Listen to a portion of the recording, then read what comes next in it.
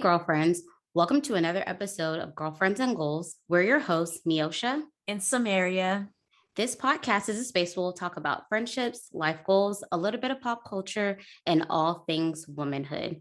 So we're going to start off with our first segment today, which is called Girl, What's Good? And in this segment, we talk about things that we've been loving for the past couple of weeks. It could be a book, a place, a bottle of wine. So Samaria, what's been good with you?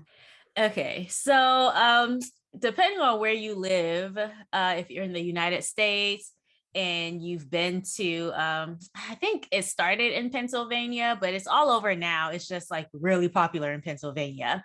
But this weekend I had Rita's. And I think there are only like 2 locations in Atlanta, so I don't get to have it that often. But Rita's is like Italian ice, water ice. And to me, it's the best I've had, besides like maybe corner shops in Philly or something like that. But I had that this weekend and I am very excited about it. But sorry, you want to know what's not good? What? The fact that Instagram was down all day today. Like, oh yeah. I went to post for the podcast and I was like, I had to call somebody and be like, hey, can you go on Instagram and see if yours is working? Because my Instagram wasn't working and my WhatsApp wasn't working. And I was like, oh my gosh, do I have to call the Wi-Fi people? Like, what is going on? Yeah, it was down all day. So that's what's not good. Not that you asked, but I had to put that in there. But I did want to ask you, so what's your favorite flavor from Rita's? I've never heard of it. Okay. So I don't know that I have a favorite. It goes between like there's a strawberry, I think it is, some red flavor. You know, Black people don't ever know what the red flavors are called. Is it cherry? It might be cherry, but cherry, strawberry, anything that's red, raspberry, but we just gonna call it red. Yeah. So but this weekend I had the mango, which is my other favorite. So what I do is I put like the custard. I get mine with vanilla custard because it reminds me of Liberian ice cream when I was growing up in Liberia. The last time I went, I didn't have any ice cream, so I don't know what it tastes like now. But I get the custard at the bottom, then the water ice in the middle, and then some custard on top. Magical. Okay. And this is just a side question, but do you eat Italian ice all year, or are you the type of person where you're like, no, only during the summer or like warmer months? Oh no, I could go for it year round. Honestly, I'm not a person who's like married to things being a particular year. Like if it's March and I feel like listening to Christmas music, I will listen to Christmas music. I mean, you know this, I sing Christmas music year round. So I don't care. Like whenever I have a taste for it, I'll do it. She's always in the spirit. Right. If they would let me swim in the summer, like at people's outdoor, well, if the weather would permit, I would swim in the summer. So yeah. How about you? What's good with you? So interestingly enough, I also have a food item. I thought I was going to be different this week by Are we hungry? What's going on? I know, right? But I will say that my item is a bit more seasonal. So what I've been loving is this tea that I found at Trader Joe's, and it's called the Harvest Blend Herbal Tea. And I am a person that I like coffee, teas. I am into pumpkin spice, but I like this tea because sometimes I'm not always in a pumpkin spice coffee type of mood, even though I want to feel and drink something that's very fall-like. And so what I like about this tea is, one, it's caffeine free, so I can drink it at any time of the day or night. And it literally tastes like fall in a glass. The ingredients are cinnamon, ginger, hibiscus, cinnamon, apple, chamomile, roasted chicory, and orange peel. And so I know that sounds like a lot, but no, it sounds like coziness, but in a drink. It really is. And because I am a little extra and I can never just drink something as is, I always have to put my own little spin on it. Because the weather here isn't quite all the way cooled down, it's still somewhat warm. I wanted to drink it iced. And I also added a splash of lemonade. So it was giving me fall Arnold Palmer vibes. You added lemonade to the tea? Yes, like a half tea, half lemonade, but the fall rendition. I'm sorry. Who does that? Like, what? Don't knock it until you try it. The tea is great by itself though, and Okay. I have been drinking it hot, but if you're interested, I suggest you run to the nearest Trader Joe's because they typically only have their fall seasonal type items, I feel like, for September and maybe half of October. Mhm. And just again, the name of it is the Harvest Blend Herbal Tea.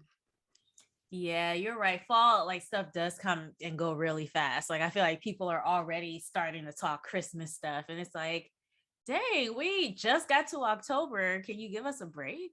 Girl, I was out looking for Christmas decorations already, and a lot of it's already rummaged through. If you go to like Yes. Hobby Lobby or at home, the fall stuff is, I guess, been done.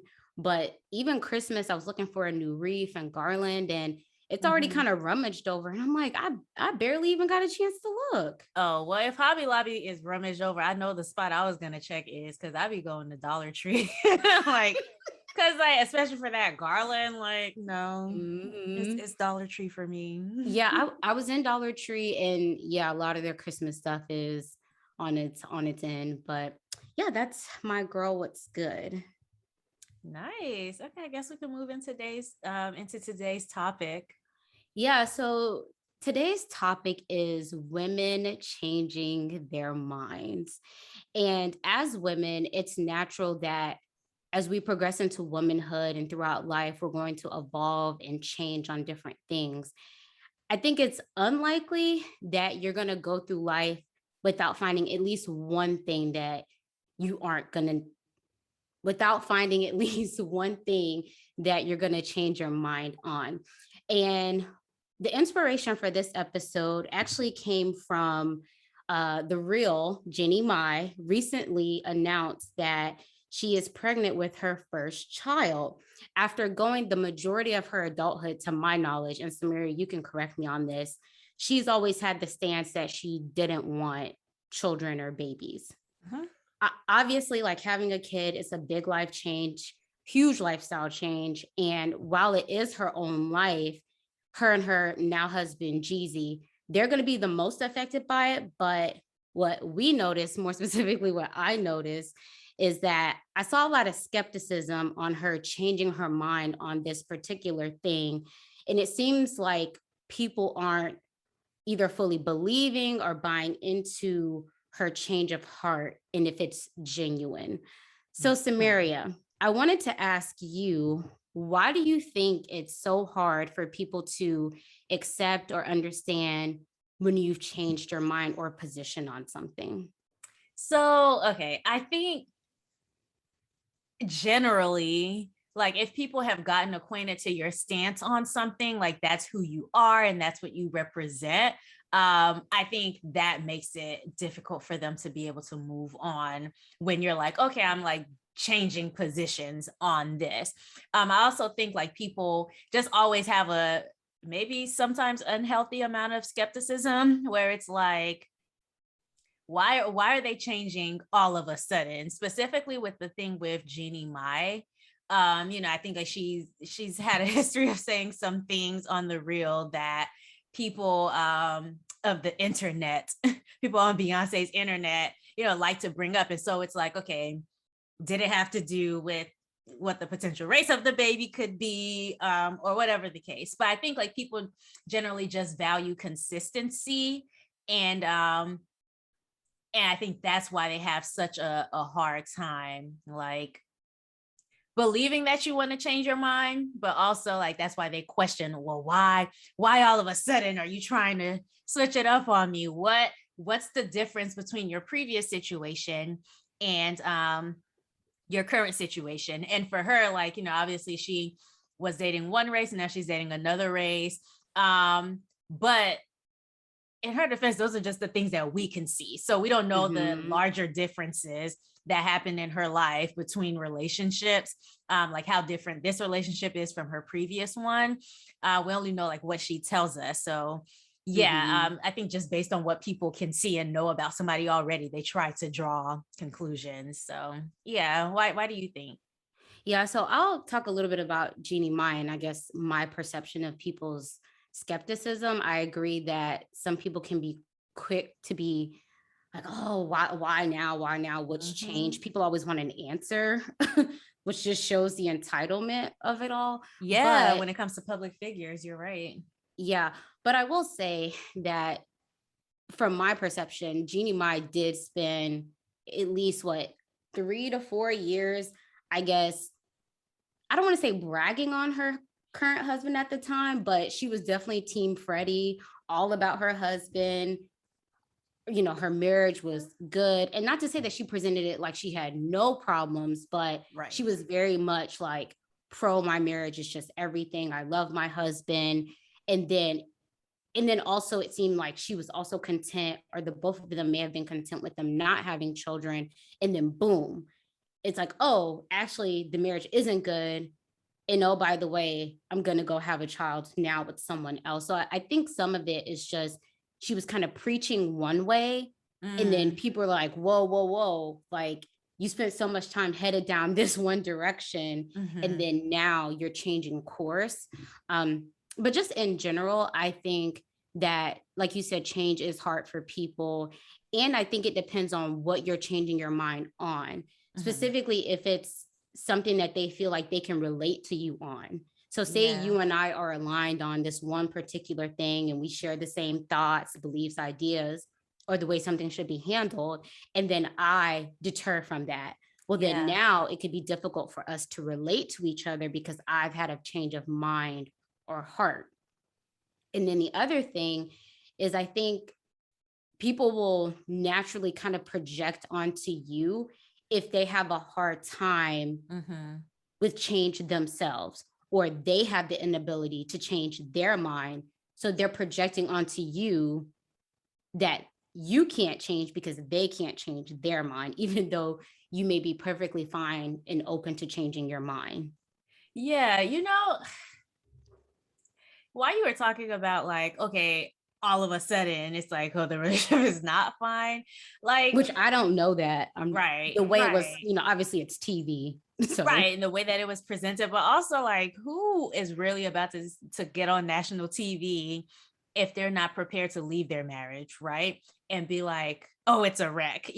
Like that's not is that even marriage etiquette? I don't know. You are married. So, is that the proper marriage etiquette, But so that was the first thing, but the second thing with that whole situation is just like sometimes when you're in something and you have gotten acquainted with like how things work, you have a system, you have a routine, it is your norm. So as long as like things aren't like deplorable, you might just be like, oh, this is okay, this is what works for us, like because that's like we talk about like marriage and like even friendships, like different relationships, they're different depending on who's in it, And so it's like, okay, well, this is what works for them until, at some point it didn't work for them. And so they had to move on from it. But yeah, like I guess who's to say that if things weren't yeah, I guess like that's just kind of the thing. Like she was in it and she was well acquainted with it, and until maybe he wanted a change that she couldn't see herself going through, there wasn't any reason to think about mhm. the things that now she's probably considered in her relationship. So yeah. Yeah, and with her being such a public figure, Hmm. I think that skepticism was going to be there anyways. And obviously, we're not viewing these things in real time. We don't know all the Right. details, but there definitely seemed to be a lot of feedback on, can she change her mind on something so big? Why? And Hmm. I get it because she did put it out there. Now the internet's want to know. Yeah, that's true. And I think because of her like comments about like, just like black men on the show or whatever the case might be, which I want to say like I have thoughts on that, but I'll just keep it pushing. But yeah, so there's a lot. I guess I'll just say like it's a complex situation. And again, people are only going off of like the previous comments that she made on the show and now like her current situation. So I think for them, it's like, oh, that's why it's linked, because we only see like a window of this person's life and that's all they can judge on. But I'm sure there's more to her than that. And, I think it's cool that that type of growth has happened and she's been able to like change her mind on this. If she didn't, that would have been fine too. But, I think it's probably a beautiful thing to have a child, you would know. And I think if that's something that she really wants right now, that's beautiful. Mm-hmm. But back to just like people changing their minds. Like, do you think changing your mind on something makes you hypocritical? Yes or no, and why?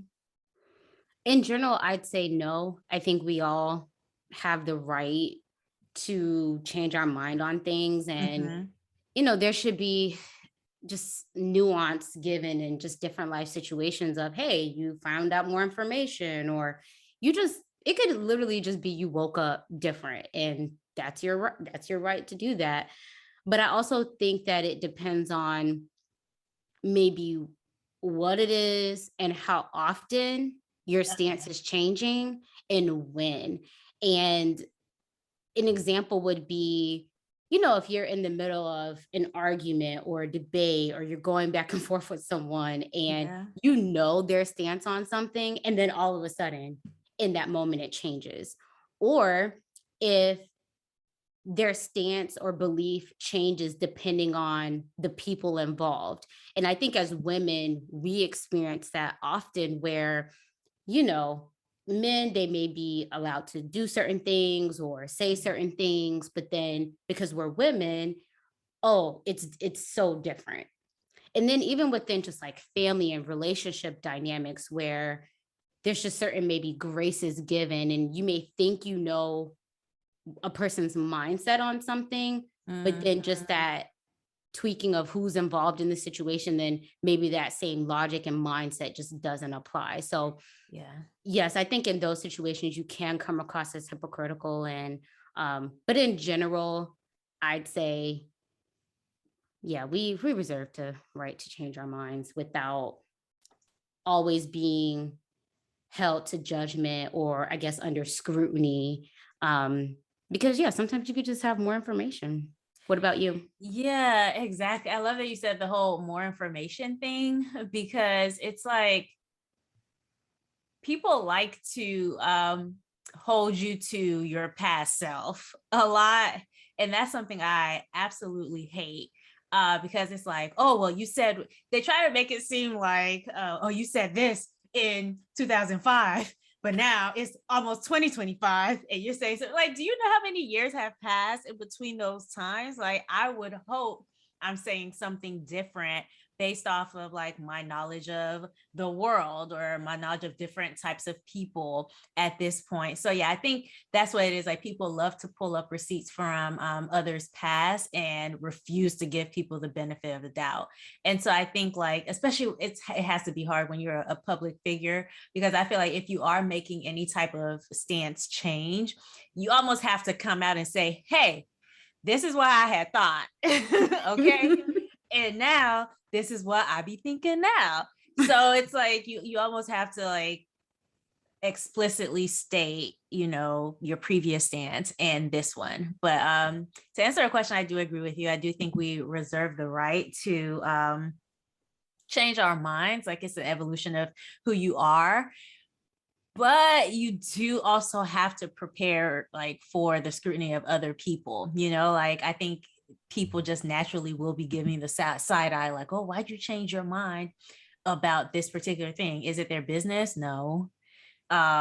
Should they ask? Absolutely not, but they do and they will. So I think you just have to be prepared to tell them, hey, mind your business, or be prepared to give them some type of answer if you'd like.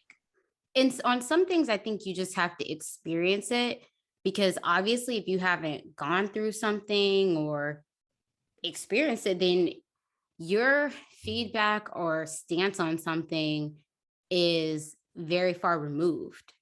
So, you don't really know what you may feel, what you may think once you're actually in it, and Mm-hmm. things do change. And it reminds me of like when people don't have kids and you're on the airplane and you're like looking at these people like they're crazy, like control your children. There was actually this one lady on the plane who I felt kind of bad for her. Like, of course, the baby was crying, probably because like how when you fly, your ears Hmm. feel a certain way, and then like the baby broke her mask. So at the end, she was like, "Listen, I know, like I need a mask." Like people were talking, other passengers were like, "Hey, like your mask." She's like, "I know he broke it. I don't have one." And someone else was kind enough to be like, "Hey, do you want like a mask? I have an extra one. It's never been used." So yeah, it gives you hope in humanity. But anyway, back to what you were saying about experiencing things. Yeah, like it's not, I don't even think it's so much that your mind is changed. It's just you're in it. And Mhm. that is very different from when you're just speaking or thinking hypothetically. Um, Yeah. But I will say certain things though, yes, there are things where it's like, okay, maybe you have to be in it to mhm. experience. But something funny that happened on The View in the last year, child. I don't know. Time at this point is just like everything before 2020 and everything after. So it was like either during or after 2020. But Meghan McCain got on The View and was saying like, after I've been through this process, like we need to give women longer like paid maternity leave or something like that. And I think like that might be one of the things where you probably shouldn't have to go through that to Mhm. understand like, hey, it does take a while. But it's like if she would have gone through her pregnancy and didn't need as much recovery time, would she Mhm. still feel that same way? Probably not. But you just kind of have to have empathy for other people. Mhm. And yeah, so certain things you shouldn't have to go through just to be like, oh, that makes sense. Yeah. Yeah, some things should be a bit more obvious. Mhm. So, has there been anything that you've experienced in life that you've changed your mind on that surprised you? I can't think of anything. um, Not even one thing? can you think of something for me? Because we're, you Because know, we're close. one thing that I Hmm. just like was like, no. And now I'm like, oh, sure. Mm, I would say that you and I are alike in that way where I don't want to say that we straddle the fence, but either we're like in agreement or we're very much like, oh, well, I could see the other side Mm-hmm. of it. I don't think that there are many things where we're just like a hard, fast, like, no. And even for myself, when I thought of this question, I couldn't find anything that was a hard, fast no. But I know that if I were asked this a few years ago, then I would have been like, no, I'm good. Okay. Yeah. So for me, since you don't have anything, something that has surprised me that I am currently living and changed my mind on is me being a stay at home mom.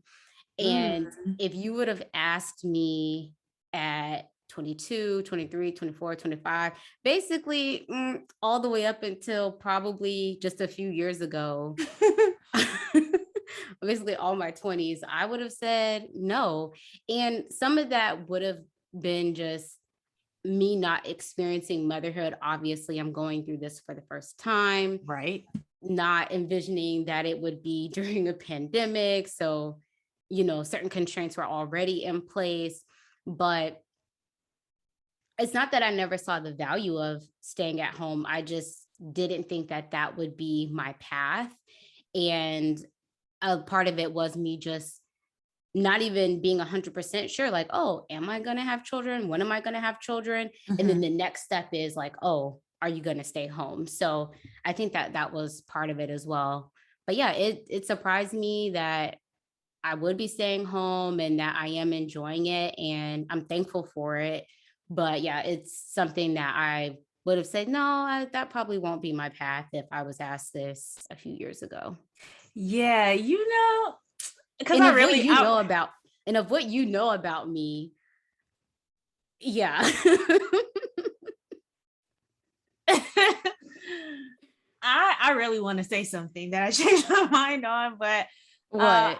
I don't know if I don't know if it like shocked me, because I feel like a lot of life has happened to me sometimes and I've had to like just adapt. And so I've Mm-hmm. kind of become like, okay, like nothing is a surprise anymore. Like Mm-hmm. we're just going with the, like, I have a plan, obviously. But I think I do allow for things that I could not have ever planned for to happen. I think along the lines of what you said, like I would have seen myself more involved in like, oh, I want this particular career path. Like the fact that I'm getting a PhD now and still like, there could be other things that I do that wouldn't be in the traditional like academia thing. Mm-hmm. I think is a little bit of a surprise. I would have never seen myself like exploring other things like outside of this, as much as I am, as much as I think I will continue to, just because this is what I thought. Oh, I would live for this. But then you like start to realize that life is life, money is important. As a materialistic as I am, like Mm-hmm. money is important, and passions aren't limited to what you studied in school. So I think just being in this place where I'm like not limiting myself, Mm-hmm. as like limiting myself to a particular career path, is a shift in who I am as a person. But I don't even know if that's surprising Yeah. like that, but maybe. As your friend, I can say that I'm not surprised. I don't know why, but I don't know. I just, because it's a long journey and there's a lot of life to be lived in between. So I Mhm. guess, oop, I guess when you told me that you were embarking on this, just as women, we're always evolving, like Mhm. I always had it in my mind, like, oh, she could get halfway through or to the end and decide she wants to do something different. And I think for me, the reason why I kind of always had that viewpoint in you and your academia route is I've had women around me who I feel like have kind of, I don't want to say have reinvented themselves, but they haven't Yeah. always limited themselves to, oh, well, I have to do this for the rest of my life, or at least for the next 15 years. Yeah. um I would even say my mom has inspired me in that way, where she's never just like limited herself to just one specific thing. If she's had Mhm. an interest in this, she pursued it, she did it. Oh, I'm not interested in it anymore, move on to something else. And so I think even for myself, for you, that's how I envision us kind of moving and growing throughout womanhood is, Mhm. you know, every so many years, your interests, your situation may Yeah. change. And it doesn't mean that you just have to be on this one specific path. Yes, and just to clarify, I am planning on, for like the listeners, I am planning on finishing my PhD. I am still passionate about what I am here to do, and so your girl's gonna put in the work and get that done. So it's just like more so career path after it, and like what I would look to do, like how I would look to use this, just isn't. Um, I'm realizing the traditional way to go about this. Another thing, I never thought I would be the type of person to be on like YouTube or like, Oh, yeah. social media posting and stuff like that.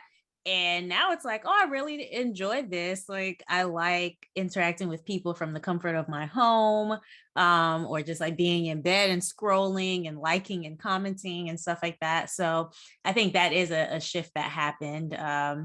That should have been both of our answers, because Yeah. if you know us in our personal lives, Samira and I are very private. I'm even Yeah. more private, I think, than Samaria. I was the complete opposite of a social media person. And yeah, really, that should have been my answer now that I think about it. It should have been like to be sitting here like recording videos, looking at the camera and stuff like that. But then it just goes to show you that there are certain things that happen during life where it's like I kind of have to make a change. Like I have to change my mind about this particular thing. Like the reason why I started with the whole YouTube thing was because I'm like, I need to document this PhD journey. And thankfully, like there are other people who've been able to benefit from it just by watching and stumbling across my channel. So yeah. But what's something that you feel like you would never change your mind on? You can give one serious answer and you can give one that's like lighthearted, but something you would never change your mind on. Okay. Something that I'm pretty sure I will never change my mind on is being financially responsible and just like the spending habits that I have. I Okay. think even if I were to become a millionaire, multimillionaire tomorrow, I think I'd still have the same foundation in kind of how I handle money today Mm-hmm. versus if I were to come in like into a crazy lump sum of money. Yeah. I think my mindset is pretty solidified on that. There's not to say that there isn't room for any improvement, but I don't think I'd ever just become irresponsible or not conscious of what I'm spending, my credit, investments. I think Mm-hmm. I'm pretty much set in stone on it. And my belief is if it's not broke, don't try to mess with it, don't Yeah. fix it. And so, yeah, I'm Okay. pretty sure I would keep my same mindset on that. What about you? Okay, so my serious one would be just like the importance of passing on culture to like future generations. And that's something that I can't see myself compromising on ever, because I think, especially when you're from the part of the world that I'm from, like it's important to make sure that the next generation has everything, or maybe even more if you can manage that, like everything that they need to be able to relate to their culture, be able to understand their culture. You want them to have like their own experience with the culture, their own positive experiences with the culture. So like, there are some families where they might move and be like, okay, I don't want my child to know this particular language from where I'm from. That's something that I am against for myself. Do you? But I I I don't necessarily understand that way of thinking. Well, pause. I do understand it. From the standpoint of like opportunities and making sure that they understand the like Western way of doing things so that they can fit in and, achieve success. So I do get it. But I do think we're like doing a disservice to the future generations and killing our culture slowly, sometimes not so slowly, by not passing on like language and culture and things like that. And so that's something that I'm pretty passionate about and would love to just see like my like children or nieces, nephews, all that stuff. Like I would want them to have positive experiences with the culture where they feel like, hey, I know where I'm from and can exist in that type of a space. So yeah, that's my serious one. Don't get me on my soapbox. Yeah, I think that's important too, especially when you live in the Western world. I think it's very easy to not carry on certain things and not necessarily on purpose all the time, just True. like getting caught up in just everyday life, the hustle and bustle. And then you're also you're also what's the word? Ingrained. Yeah, no. You're also immersed Okay. in a different culture, from back home. And so you have to be very thoughtful and diligent about that. So That's true. Even like raising kids in a place where, your culture isn't the predominant culture. Like, everybody who I see isn't Liberian. Everybody who I connect with, all my friends aren't going to be Liberian. I'm not always going to date the Liberian guy, or, you know, like you're in a country where there are different people around and you'll connect with different people. So like one of the best things you could do is be like, hey, even if I am joining with someone from a different place, you know, I'll make sure that my culture is something that is passed on, you know? So yeah, it's And I not would all even about say, the, even as a friend, you've done a good job of even exposing me to your culture, yeah. yeah, through food and traditions. And yeah, so Yes. my silly answer is no one will ever convince me ever that pumpkin pie is better than sweet potato pie for Thanksgiving.